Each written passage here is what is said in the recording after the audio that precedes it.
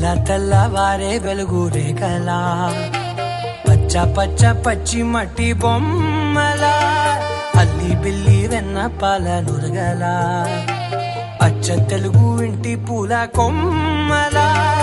దేవదేవుడే పంపగా ఇలా దేవతే మా ఇంట అడుగే పెట్టెనంట బ్రహ్మ కళ్ళలో కాంతులే